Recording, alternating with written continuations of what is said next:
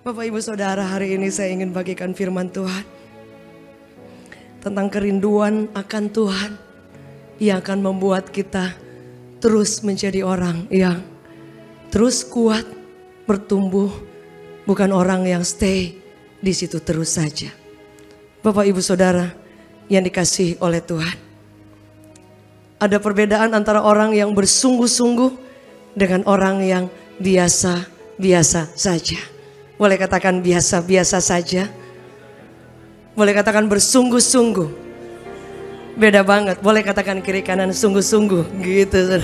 Boleh rangkul dikit katakan serius gitu. Iya, bilang kamu keren. Iya, boleh kita beri tepuk tangan yang terbaik bagi Tuhan yang luar biasa. Puji Tuhan. Ada satu firman Tuhan yang saya rindu untuk kita bacakan, saudara. Ini adalah satu surat yang sangat keras, yang dari sekian surat yang lain. Kita baca dalam Wahyu 3 ayatnya yang ke-14.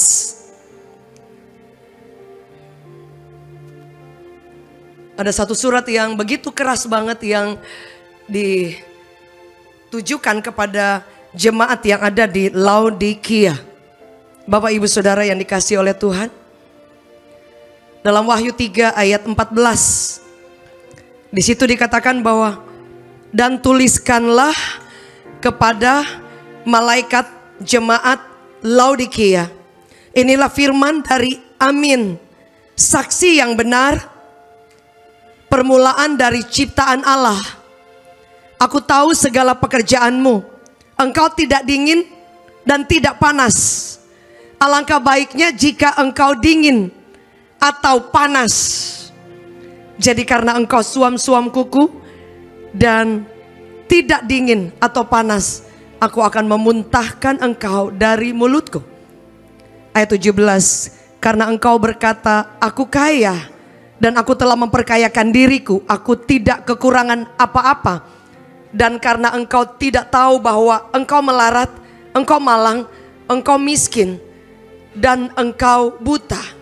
Ayat 18, maka aku menasehatkan engkau supaya engkau membeli daripadaku emas yang telah dimurnikan dalam api, agar engkau menjadi kaya, dan juga supaya engkau memakainya agar jangan kelihatan ketelanjanganmu yang memalukan itu, dan lagi minyak untuk melumas matamu supaya engkau dapat melihat. Ayat 19, barang siapa ku kasihi, ia ku tegur, ia ku hajar, sebab itu relakanlah hatimu dan bertobatlah. Bapak Ibu Saudara yang dikasihi oleh Tuhan, ayat ini ditujukan kepada jemaat Laodikia.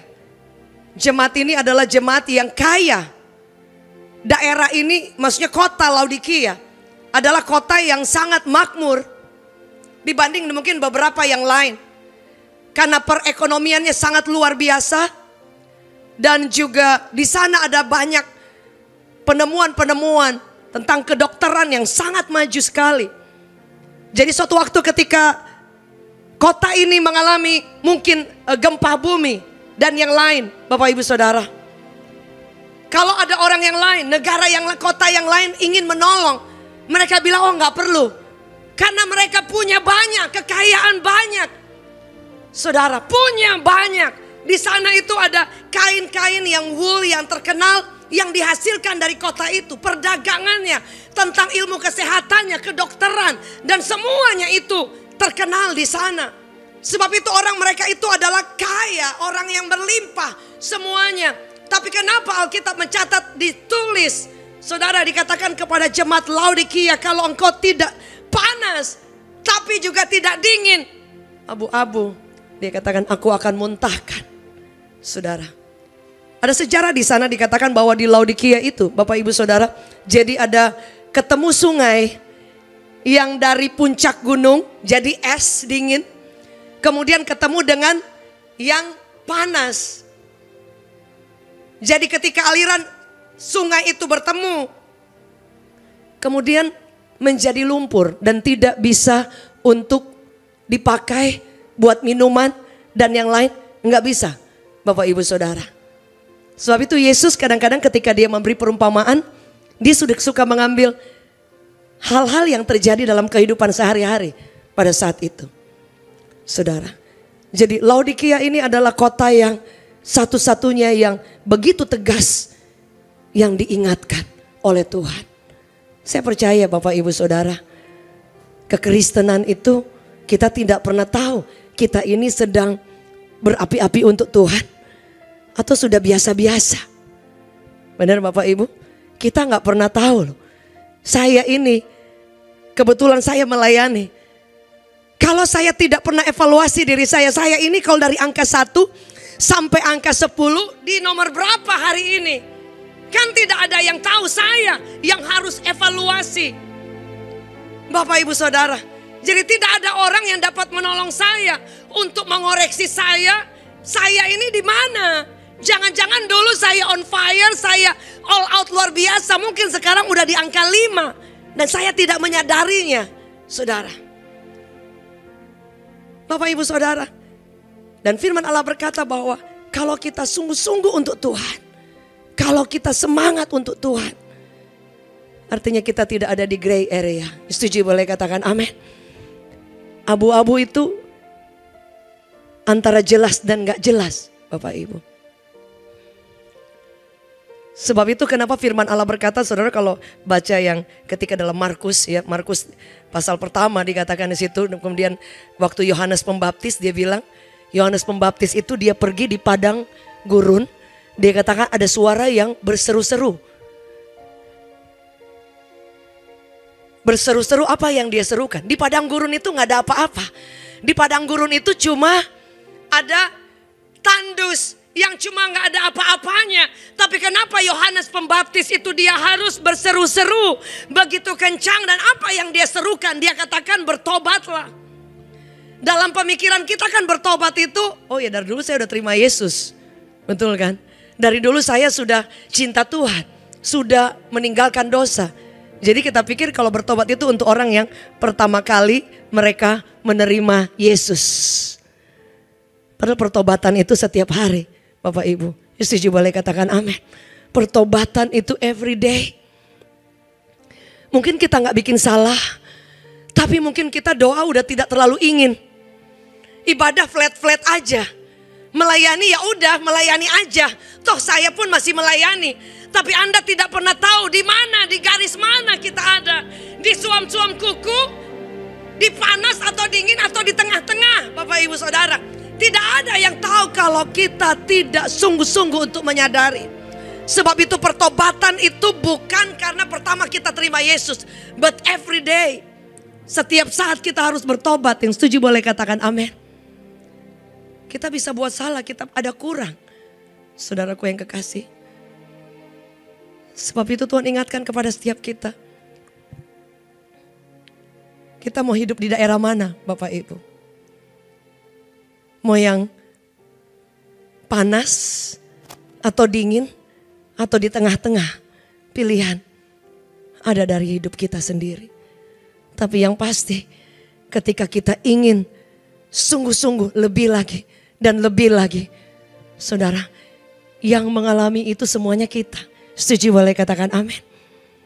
Firman Allah berkata, ada satu yang dikatakan saudara di situ. Kemudian Tuhan menegur karena mereka sudah nyaman sekali. Saya ketemu dengan beberapa teman yang Bapak Ibu bersyukur di tempat ini gereja dibuka. Ada banyak yang pengen buka belum bisa. Betul Bapak Ibu? Dulu kita waktu COVID pengen ibadah kangen Zoom dan yang lain. Tapi belum bisa, begitu gereja dibuka. Kita banyak banget alasan. Iya kan? Benar gak Bapak Ibu? Oh yang penting bisa stay tune terus. Ada yang bilang, aduh saya belum berani. Ya kalau ke gereja belum berani. Tapi kalau wedding, selfie say. Gitu saudara. Ada ibu-ibu ditelepon kan, kok gak pernah ke gereja? Kan sudah lama onsite. Aduh belum berani. Oh gitu ya, kan pakai masker. Maaf ya saya sampai lupa tadi, puru-puru mohon maaf. Tapi kalau ke mall, from mall to mall, exercise. Boleh lihat kiri kanan, exercise. Tapi ke gereja nggak ada nongol. Bapak Ibu, pandemi sudah berlalu lama. Saya kebetulan dikasih kesempatan keliling setiap gereja, yang ditanya Bapak Gembala, Ibu Gembala bilang, aduh kita seperti sedang penanaman gereja baru. Semua gembala pada bilang gitu, banyak ya beberapa ya. Karena seperti yang baru, apa sih, kayak perintisan awal. Ada satu ibu gembala bilang sama Bapak, aduh begitu ibadah pertama begitu onsite. Pengurus doang berapa orang, nggak ada jemaat. Mereka menyembah Tuhan dengan kusuknya. Saudara, setahun lewat 2 tahun. Pas ketemu di mall. Tapi kalau ke gereja, aduh gak berani. Gak berani apa saudara? Benar gak Bapak Ibu? Jadi saudara, yang menjadi ukuran. Kalau Anda nyaman, Bapak Ibu bersyukur ya. Saudara, ada gereja, banyak gereja yang belum bisa lanjut karena memang tidak bisa melanjutkannya. Atau mungkin ada banyak hal, Bapak Ibu diberi kesempatan luar biasa. Diberi tempat, diberi waktu saudara. Berapa di antara saudara yang ingin sungguh-sungguh untuk Tuhan? Biasanya kita suka janji Tuhan, pengen banget onsite. Ketemu di Zoom, aduh pengen banget, kangen. Begitu onsite gak nongol saudara. Tapi saya cinta Tuhan. Puji Tuhan, cinta Tuhan. Tuhan tidak lihat itu Bapak Ibu Saudara, dia lihat bukti saudara. Sebab itu Alkitab mencatat, dia bilang kamu harus membeli emas daripadaku. Karena dia bilang kalau emas yang daripadaku itu teruji saudara. Jadi jangan bangga dulu kalau kita, saya pelayanan, saya orang Kristen. Saya cinta Tuhan, saya ke gereja dan yang lain. Saudara, perlu diuji, kita sungguh-sungguh benar-benar emas atau emas-emas. Itu banyak toko di luar. Bapak Ibu Saudara, atau cuma nih emas-emas jual comro apa ya. Banyak emas di luar Bapak Ibu Saudara. Suatu waktu saya ketemu dengan pengusaha berlian.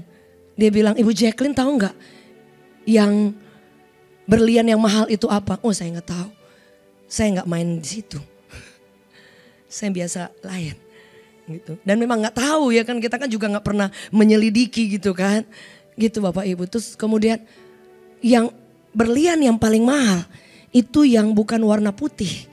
Yang warnanya kuning, yang warna katanya biru, pink-pink itu lebih mahal. Oh gitu. Gitu. Bukan berarti, Bu Jacqueline ini ada yang pink. Bukan. Bukan gitu juga Bapak Ibu Saudara ya. Cuma dia cerita aja. Baru tahu.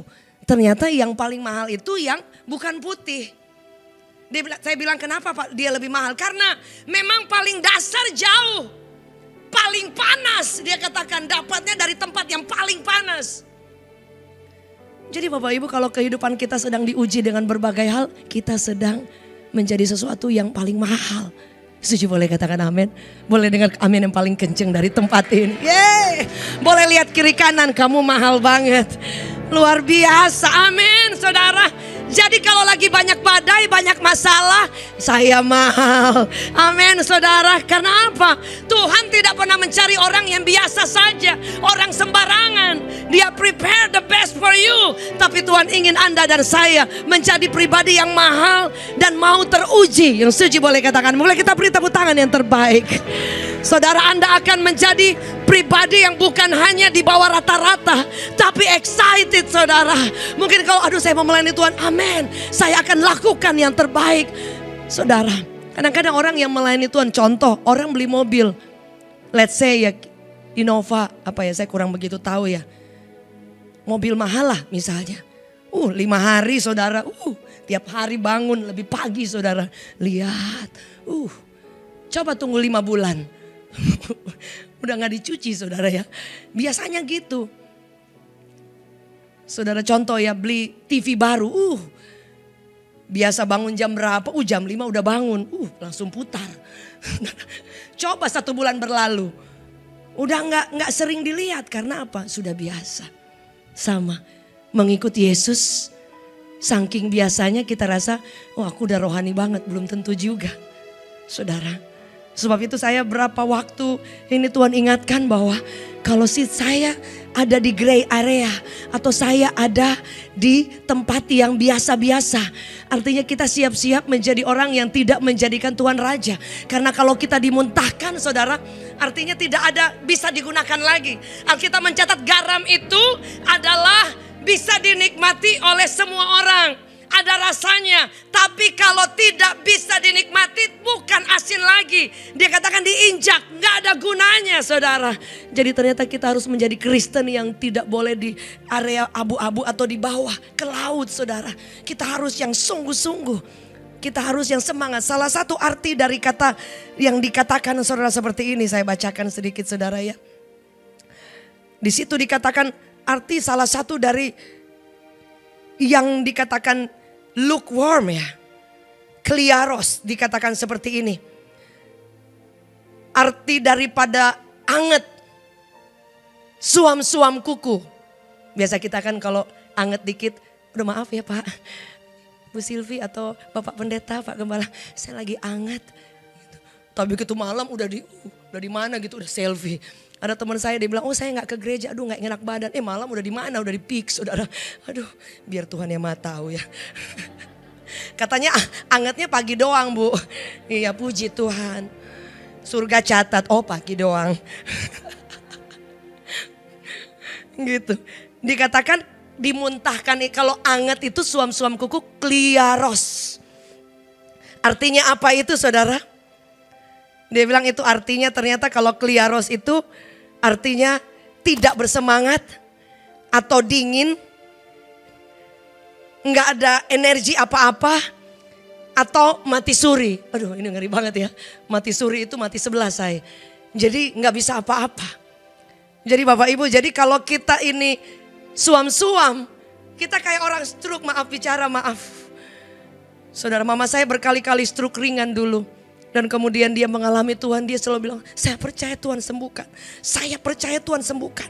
Terus dia ucapkan, saya percaya Tuhan sembuhkan. Tapi terus-terusan seperti itu. Mama saya adalah seorang pendoa. Tapi dia bilang, Tuhan saya mau menjadi pendoa. Saya mau melayani Tuhan. Dia punya iman dan dia tidak di gray area. Dalam keadaan itu dia ambil puasa. Dia doa enggak berhenti. Sudah ada jam-jamnya dan itu dia lakukan. Untuk ukuran orang udah lanjut usia saudara. Dan ternyata Tuhan itu, dia itu tergerak dengan orang yang bersungguh-sungguh. Mama saya bilang enggak, sudah miring, sudah apa? Enggak, sembuh, sembuh, sembuh. Mami percaya, sembuh. Dan benar saudara, totally sembuh. Dan sampai hari ini tetap menjadi pendoa. Mama saya punya jam-jam satu hari bisa 5 kali, itu tidak bisa diganggu gugat. Dia akan menyembah Tuhan, dia akan berdoa, dia akan bersyafaat saudara. Padahal gak ada yang lihat. Sebab itu saudara, kekristenan itu bukan karena yang dari luar. Saya pun kalau saya tidak bertobat setiap hari saudara, mungkin saya melayani hanya karena jadwal. Mungkin saya melayani hanya karena memang dipanggil saudara. Tapi apakah dari sini ini ada semangat, ada kesungguhan, ada rasa cinta kepada Tuhan? Tidak ada orang yang tahu. Yang setuju boleh beri tepuk tangan yang terbaik. Kalau Anda maju, kalau Anda bersemangat, yang mengalami kuasa, yang mengalami open heaven, Anda dan saya. Setuju boleh katakan amin. Sebab itu saya tahu tidak ada orang favorit dalam Tuhan. Yang menjadikan favorit, ada orang mendekat, ada orang menjauh dari Tuhan.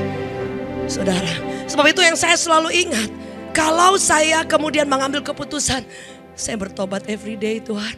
Saya mungkin masih banyak kurang, masih banyak salah, ampuni. Pertobatan itu bukan setahun sekali atau pertama kita terima Yesus.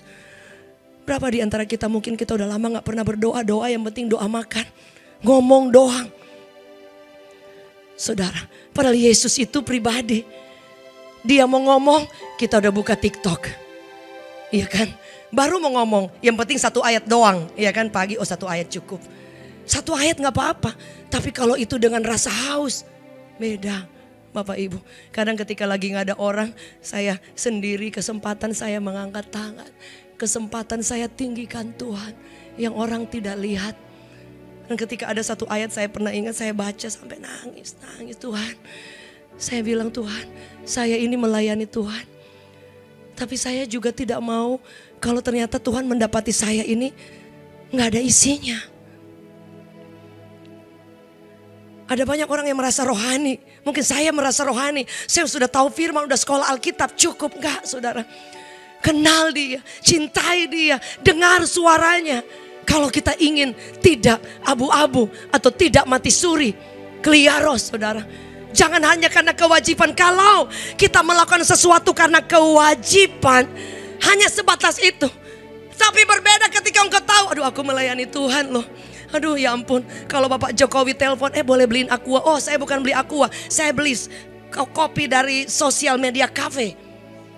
Iya dong. Tadinya bilang Aqua, oh saya beli yang lain, saya beli kue yang enak banget itunya. Saya pesan bolak-balik yang dibikin sama Bu Silvi, kue cupcake. Gagal diet. Saya pesan terus karena bagus banget dan enak. Kalau Jokowi bilang boleh beliin pisang goreng, oh saya beli ini dong. Secara dia presiden. What about Jesus? Kalau Yesus mungkin kasih kesempatan, oh beres-beres kursi, oh saya akan kasih yang lain, yang lebih lagi. I just want to please you. Dan itu yang Tuhan ingatkan, kamu kasih apa? Orang gak lihat. Kamu lakukan apa kalau kamu on fire? Kamu bisa melakukan jauh lebih daripada yang kamu standar kamu bisa bikin. Itu kalau kamu sungguh-sungguh. Setuju boleh katakan amin. Saya percaya ada perbedaan orang yang bersemangat dengan orang yang mati suri, kliaros. Suam-suam kuku itu dikatakan lukewarm, atau bahasa Yunani dikatakan kliaros, itu mati suri, tidak bersemangat, tidak ada apa-apa, tidak ada sesuatu saudara. Dan Anda dan saya bukan orang Kristen seperti itu. Kita adalah orang yang bersemangat dalam Tuhan, orang yang punya kekuatan yang luar biasa karena Tuhan ada bersama dengan kita dan kita ingin memberi yang terbaik kepada Tuhan yang tidak kelihatan. Yang setuju boleh dengar sorak-sorai dari tempat ini. Saudara, mari hari ini apa yang kita mau lakukan? Kita koreksi hidup kita. Sebab itu Tuhan bilang, kalau kamu tidak bertobat, kamu akan dimuntahkan. Artinya kalau kita nggak koreksi, kalau saya nggak koreksi, mungkin saya melayani tapi tidak ada sesuatu yang saya sedang lakukan bangun dengan Tuhan. Kita mungkin sudah tahu banyak firman, tapi firman itu cuma sampai pengetahuan. Kita hanya dengar, saudara. Anda bisa buka channel, Anda bisa dengar firman. Itu masuk apa enggak? Saudara, kalau engkau bersemangat, saudara, engkau akan melakukan yang lain. Lebih dari itu. Setuju boleh katakan amin. Ada banyak contoh kan, ketika Anda teman telepon, mau kemana? Oh kita hang out. Langsung bisa coba, mau kemana? Mau pelayanan. Oh aku ada meeting. Oh dinner meeting. Terus Yesus di mana? Kalau memang kita nggak ada apa-apa. Benar nggak Bapak Ibu? Banyak kali Yesus tuh jadi nomor sekian. Saya banyak kali setiap hari, Tuhan, saya mau mengasihi Engkau. Dan saya tahu Alkitab mencatat bahwa Tuhan bergaul karib dengan orang yang takut akan Dia. Dengan orang yang mau bergaul dengan Dia. Yang setuju boleh katakan amin. Kalau saya bergaul dengan Ibu Silvi, saya tidak ada waktu, saya akan adakan waktu. Setuju boleh katakan amin. Kalau saya rasa memang saya kenal Ibu Silvi penting, dan saya tahu ada sesuatu yang penting, saya tidak ada waktu, saya adakan waktu. Kadang-kadang kita ada waktu, gak mau kasih waktu untuk Tuhan, kasih sisa-sisanya. Tapi saya percaya di tempat ini Bapak Ibu adalah orang-orang yang mau kasih waktu yang terbaik untuk Tuhan. Yang setuju boleh dengan sorak-sorai dari tempat ini. Haleluya. Bapak Ibu Saudara yang kasih, apa yang kita lakukan kemudian? Jangan pernah takut ketika kita diuji. Tadi, kalau kita ditegur, puji Tuhan. Banyak kali kita kalau ditegur oleh Tuhan atau ditegur oleh pemimpin atau apapun, kita kan bisa, ya elah zaman sekarang Bapak Ibu, ya di sini kecewa, tinggalin. Secara gereja udah seperti bioskop, tinggal dipilih. Tapi Tuhan tidak tertarik dengan itu. Setuju boleh katakan amin. Setuju boleh katakan amin. Dari dulu saya selalu ingat seorang hamba Tuhan pernah bilang sama saya, kalau kamu melayani Tuhan, jangan pilih-pilih tempat. Yes. Yang kamu sembah, yang kamu layani siapa? Kau tidak sedang menyenangkan orang, kau sedang serve your master. Di mana Tuhan tempatkan kamu, do your best. Setuju boleh katakan amin. Apa yang dihasilkan ketika Bapak Ibu Saudara dan saya kemudian mengambil keputusan, aku mau bersungguh-sungguh. Ada buktinya. Amin. Tadinya kita mungkin cuma biasa-biasa, tapi hari ini kita mau bangkit lagi. Setuju, boleh katakan amin. Dan kita mau komitmen, enggak, apapun aku akan lakukan yang terbaik untuk Tuhanku. Ketika udah pelayan, oh amin, puji Tuhan saya siap. Ketika saudara mungkin diminta Tuhan untuk punya waktu dengan Tuhan, merenungkan firman Allah, berdoa, saudara akan melakukan itu tanpa pamrih, tanpa merasa kayak buang-buang waktu saja, saudara. Karena engkau mencintai Dia, karena engkau ingin bangkit, bukan mati suri, bukan mati secara rohani. Ada banyak orang Kristen dari kelihatannya keren sih, kelihatan oh Kristen, tahu Tuhan, mungkin mati suri, saudara. Mungkin sudah tidak ada kehidupan di dalamnya.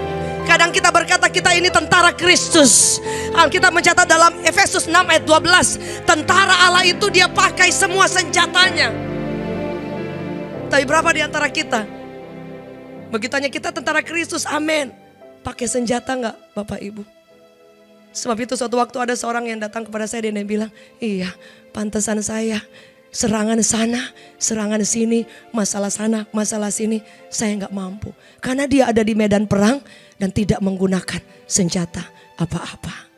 Bapak Ibu Saudara, orang yang maju, orang yang bangkit, dan orang yang mau lebih lagi kita naik level dalam semua panggilan dan rencana Tuhan, iblis tidak akan suka. Saudara lihat makanya banyak hamba Tuhan jatuh. Karena memang target daripada iblis itu, Bapak Ibu Saudara. Suatu waktu saya ada di Amerika dan kemudian setiap gereja yang saya lewat, gereja bule, sudah ada bendera-bendera LGBTQ+. LGBT kita udah tahu. Q itu yang tidak ada, dia perempuan enggak, laki enggak. Tapi plus, dia bisa nikah dengan pohon, bisa nikah dengan binatang, maaf.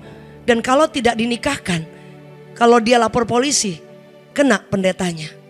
Can you imagine that?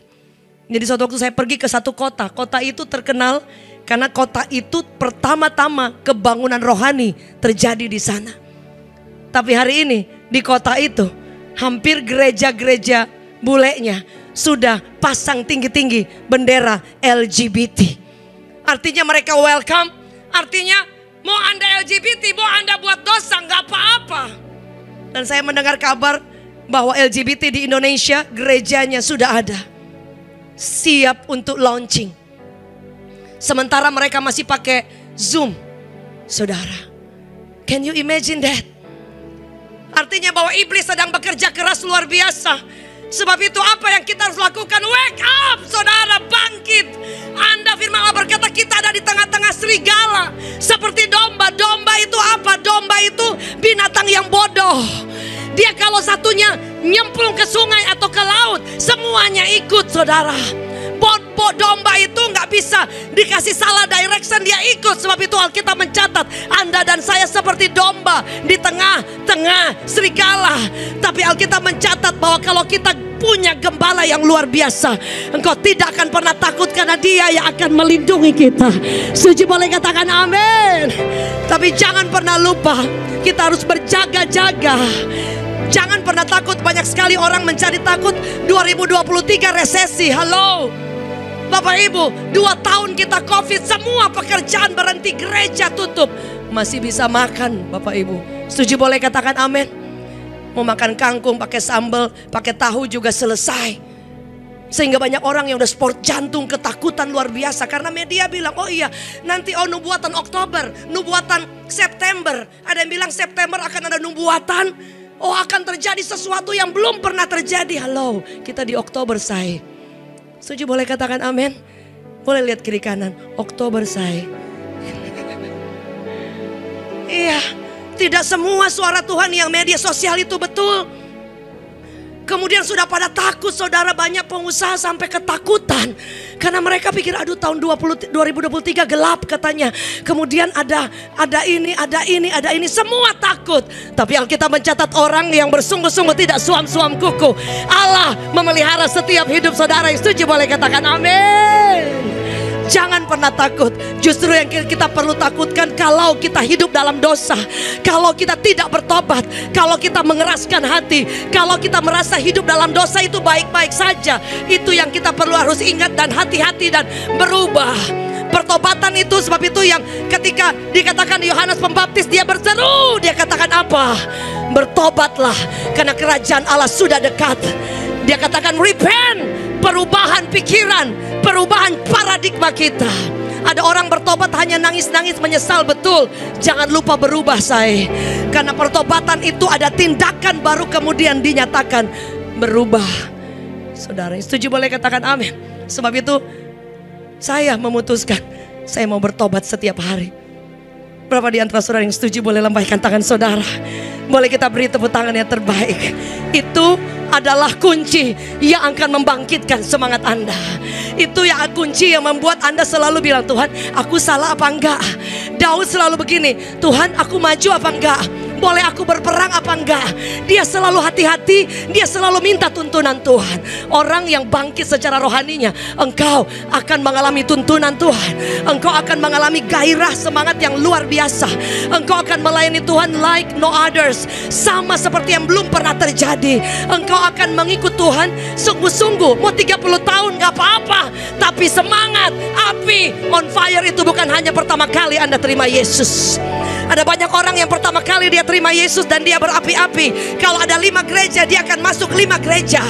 Tapi kemudian 5 tahun berlalu, tidak pernah ketemu lagi, tidak pernah kelihatan lagi. Karena dia bilang, oh itu dulu ketika lagi kasih mula-mula. Alkitab mencatat kalau kita sampai di situ, dimuntahkan klieros. Tapi saya percaya di tempat ini Anda dan saya bukan orang yang dimuntahkan, tapi orang yang disertai oleh Tuhan, diberkati oleh Tuhan, diangkat tinggi menjadi orang yang bangkit. Revival. Boleh kita beri tepuk tangan yang terbaik. Saya undang kita bangkit berdiri dalam hadirat Tuhan. Putuskan, sebab itu firman Allah berkata dari ayat terakhir, barang siapa ku kasihi, ia ku tegur, ia ku hajar, supaya kita kembali kepada Tuhan. Berapa di antara saudara yang rindu untuk bilang, Tuhan kalau aku banyak kurang, ampun aku Tuhan. Aku mau bangkit. Kalau aku enggak sungguh-sungguh melayani, atau sudah suam-suam kuku, sudah biasa, aku minta ampun. Ada di antara saudara yang bilang, aduh Tuhan saya cinta Tuhan, kok saya hitung-hitungan dengan Tuhan, ampuni aku. Saudara yang rindu untuk berubah boleh lambaikan tangan sekali lagi. Haleluya. Yesus kita luar biasa. Amin.